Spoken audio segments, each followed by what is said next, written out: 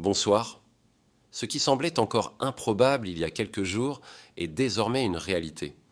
Israël, avec le soutien des États-Unis, a frappé l'Iran. Des explosions signalées sur plusieurs sites stratégiques, des réactions immédiates à travers la région et une inquiétude qui monte dans les capitales du monde entier. Car au-delà des images et des déclarations officielles, une question domine. Sommes-nous face à un simple épisode de tension ou au début d'un basculement majeur? Ce soir, nous allons prendre du recul, comprendre ce qui s'est réellement passé et surtout analyser ce que cela pourrait changer pour l'équilibre mondial. Tout commence par des informations qui arrivent presque en même temps depuis plusieurs sources internationales. Dans la nuit, des explosions sont signalées sur plusieurs sites en Iran. Au départ, les informations restent confuses. Des images circulent, des témoins évoquent des frappes ciblées, mais personne ne confirme officiellement ce qui se passe réellement. Puis progressivement, le tableau devient plus clair. Israël reconnaît avoir mené une opération militaire présentée comme préventive. Selon les premières analyses, les frappes auraient visé des infrastructures considérées comme stratégiques, notamment des installations militaires et des capacités liées aux missiles. Ce qui frappe immédiatement les observateurs, c'est la précision de l'opération. On ne parle pas d'un bombardement massif, mais plutôt d'actions ciblées, planifiées, visant des points bien identifiés. Cela suggère un travail de renseignement important et une préparation sur la durée. Très vite, un autre élément attire l'attention. Les États-Unis auraient apporté un soutien logistique et stratégique à l'opération. Les détails exacts restent flous, mais plusieurs sources évoquent une coordination étroite, notamment sur le renseignement et la planification. Et à ce moment-là, la perception de l'événement change complètement, parce qu'il ne s'agit plus seulement d'une confrontation entre deux acteurs régionaux. Lorsque Washington apparaît dans l'équation, la portée de l'événement devient immédiatement mondiale. Dans les heures qui suivent, la réaction iranienne se fait entendre. Les autorités dénoncent une agression grave et promettent une réponse. Des déclarations officielles se multiplient, le ton se durcit et la tension monte rapidement dans toute la région. Ce qui inquiète les analystes, c'est la vitesse à laquelle la situation évolue. En quelques heures, on passe d'une tension chronique, presque habituelle, à une confrontation ouverte, assumée, visible. Jusqu'ici, les affrontements entre Israël et l'Iran restaient souvent indirects à travers des opérations discrètes ou des actions menées par des intermédiaires. Cette fois, la logique semble différente. L'action est directe, et cela change profondément la lecture stratégique. Parce que lorsqu'une confrontation devient visible, chaque acteur doit réagir publiquement. Les marges de manœuvre se réduisent et les décisions se prennent sous pression. Un autre point est important à comprendre. Dans ce type de situation, la première réaction n'est pas toujours la plus décisive. Ce sont souvent les heures et les jours qui suivent qui déterminent la suite. Chaque déclaration, chaque mouvement militaire, chaque signal envoyé peut être interprété comme une escalade ou comme une tentative de stabilisation. Et c'est précisément là que se situe l'incertitude actuelle. Nous sommes dans un moment où tout peut encore évoluer dans plusieurs directions. Ce que l'on sait avec certitude, en revanche, c'est que cette opération marque une rupture. Une rupture dans la manière dont les acteurs se confrontent. Et une rupture dans la perception du risque, non seulement au Moyen-Orient, mais bien au-delà.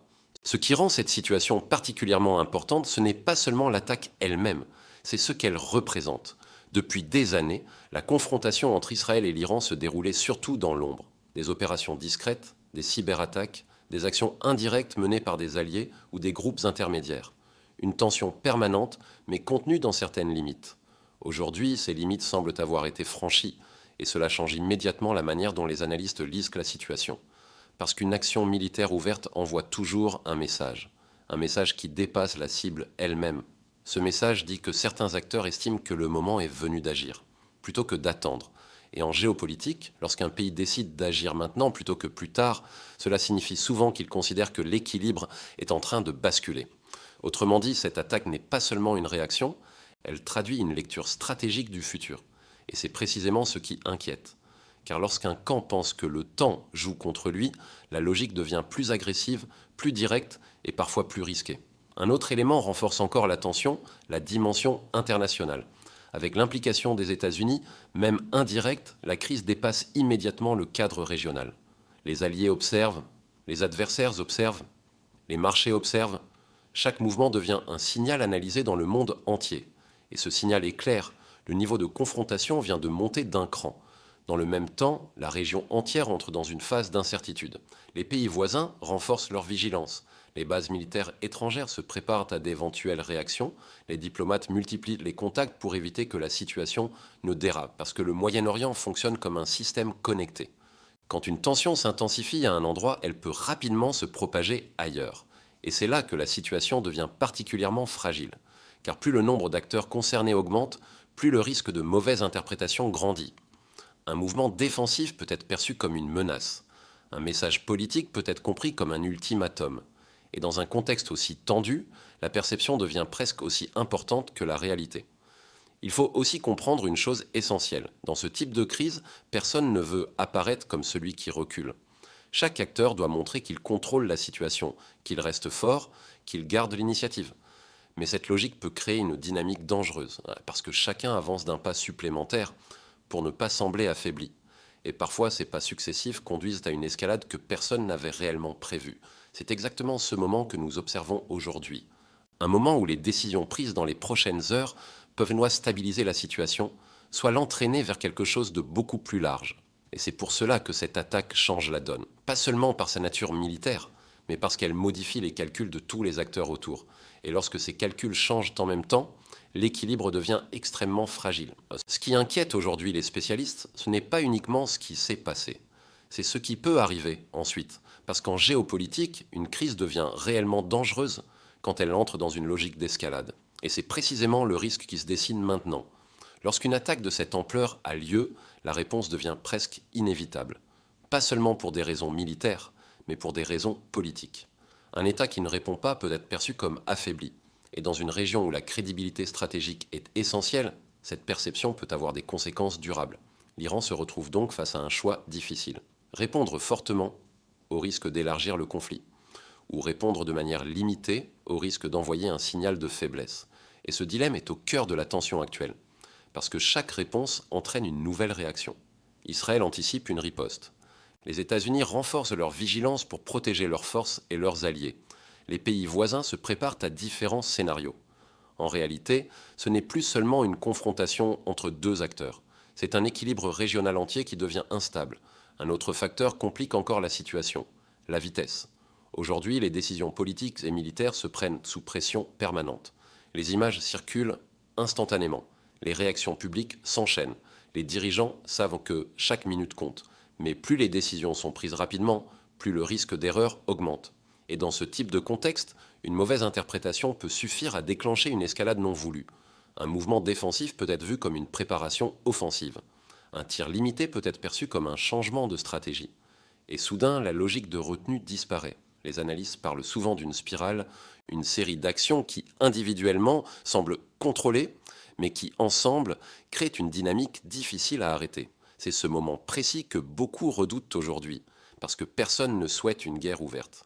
Mais chacun veut montrer qu'il est prêt à aller plus loin si nécessaire. Et c'est là que le danger devient réel, car plus la tension monte, plus la marge pour revenir en arrière se réduit. L'histoire montre que les grandes crises non sérieuses ne commencent pas toujours par une décision unique. Elles commencent souvent par une succession d'étapes, où chaque acteur pense encore contrôler la situation, jusqu'au moment où les événements prennent leur propre rythme. Et aujourd'hui, beaucoup d'observateurs se posent la même question. Sommes-nous encore dans une phase contrôlée ou avons-nous déjà franchi un seuil plus dangereux? À ce stade, une question revient souvent. Pourquoi maintenant? Pourquoi prendre le risque d'une action aussi sensible, alors que la région était déjà sous tension depuis des années? Pour comprendre, il faut prendre un peu de recul. En géopolitique, les décisions majeures ne sont presque jamais prises uniquement pour le présent. Elles sont souvent guidées par la perception de ce qui pourrait arriver demain, et c'est probablement l'un des éléments clés ici. Certains acteurs estiment que l'équilibre stratégique évolue rapidement, que les capacités militaires se renforcent, que le temps pourrait jouer contre eux. Dans cette logique, attendre peut être perçu comme un risque. Agir devient alors une manière de reprendre l'initiative. Mais cette lecture ne concerne pas seulement la dimension militaire. Il y a aussi une bataille d'influence. Quand une opération de cette ampleur a lieu, le message envoyé ne s'adresse pas uniquement à l'adversaire direct. Il s'adresse à toute la région, et même au-delà, aux alliés pour montrer une capacité d'action, aux rivaux pour rappeler certaines limites, et au reste du monde pour redéfinir les lignes de pouvoir. C'est une dimension souvent moins visible pour le grand public, mais essentielle pour comprendre la situation. Car derrière les frappes il y a une question de crédibilité. Ça a raison, la crédibilité militaire, bien sûr, mais aussi la crédibilité politique.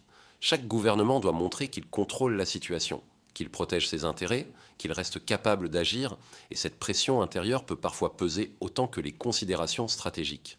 Un autre élément joue également un rôle important, la perception. En relations internationales, ce qui compte n'est pas seulement la réalité des forces en présence, c'est la manière dont chaque acteur perçoit cette réalité. Si un pays pense que l'équilibre est en train de basculer en sa défaveur, il peut décider d'agir avant que ce basculement ne devienne irréversible. Et c'est souvent à ce moment-là que les crises s'accélèrent, parce que chacun croit agir pour éviter un futur danger, alors que ses actions augmentent le risque immédiat.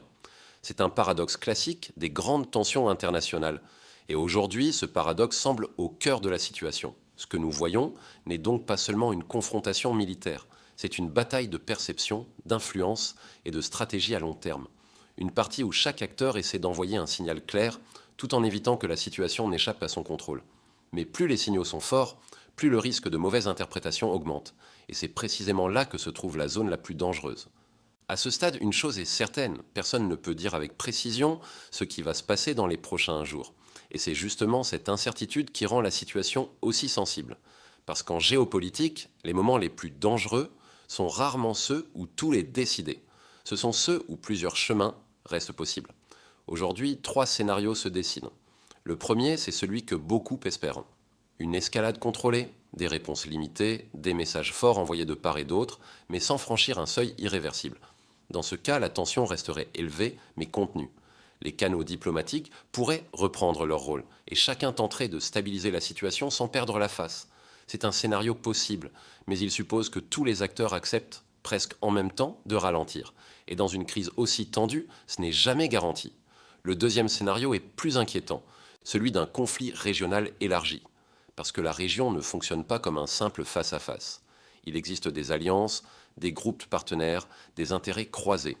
Une réaction locale peut rapidement entraîner d'autres acteurs, un incident sur un autre front, une attaque indirecte, une décision prise pour montrer sa solidarité. Et soudain, la crise dépasse les acteurs initiaux. C'est cette dynamique que les diplomates redoutent le plus. Car une fois plusieurs fronts ouverts, le contrôle devient beaucoup plus difficile. Et puis il y a un troisième scénario, le plus incertain et le plus lourd de conséquences.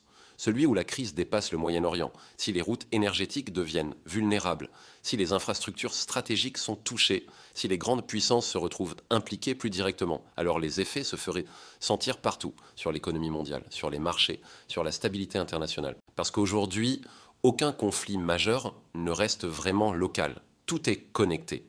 Et c'est ce qui rend cette situation si observée à travers le monde. Mais au-delà des scénarios, il y a une réalité plus profonde. Nous sommes dans un moment où chaque décision compte davantage que d'habitude. Un moment où la prudence et la démonstration de force coexistent en permanence. Chaque acteur cherche à envoyer un signal clair, tout en évitant d'aller trop loin. Et c'est cette tension permanente qui rend les prochaines heures décisives. Car dans ce type de crise, l'histoire montre souvent une chose. Ce ne sont pas toujours les intentions initiales qui déterminent la suite. Ce sont les réactions en chaîne, et aujourd'hui, le monde entier attend de voir quelle sera la prochaine décision. Ce que nous venons de voir dépasse largement une simple séquence militaire, parce qu'en réalité, ce type d'événement ne se mesure pas seulement en frappe ou en réactions immédiates, il se mesure à ce qu'il change dans la perception du monde. Aujourd'hui, une nouvelle ligne semble avoir été franchie, une ligne qui redéfinit les rapports de force dans une région déjà fragile. Mais surtout, une ligne qui oblige chaque acteur à recalculer sa position. Et dans ces moments-là, la situation peut évoluer très vite. L'histoire montre que les grandes crises ne commencent pas toujours par une déclaration officielle. Elles commencent souvent par une succession de décisions qui paraissent limitées, jusqu'au moment où elles ne le sont plus. C'est précisément ce que les observateurs regardent aujourd'hui. Non pas seulement ce qui s'est passé, mais ce qui pourrait suivre. Car la question n'est plus simplement de savoir qui a frappé. La vraie question est de savoir si les acteurs en présence réussiront à contenir la logique d'escalade ou si les événements finiront par avancer plus vite que la diplomatie. Et c'est là toute la difficulté. Dans un monde où chaque mouvement est observé en temps réel, où chaque décision devient un signal stratégique, garder le contrôle devient un exercice extrêmement fragile. Les prochains jours seront donc déterminants. Parce que la prochaine décision, qu'elle soit militaire, politique ou diplomatique, pourrait redéfinir la trajectoire de cette crise. Et peut-être, au-delà, une partie de l'équilibre mondial. Merci d'avoir suivi cette analyse. Si vous voulez comprendre les grandes décisions internationales et les rapports de force qui façonnent notre époque, abonnez-vous à Carte du pouvoir. Ici, on ne suit pas seulement l'actualité, on cherche à la comprendre.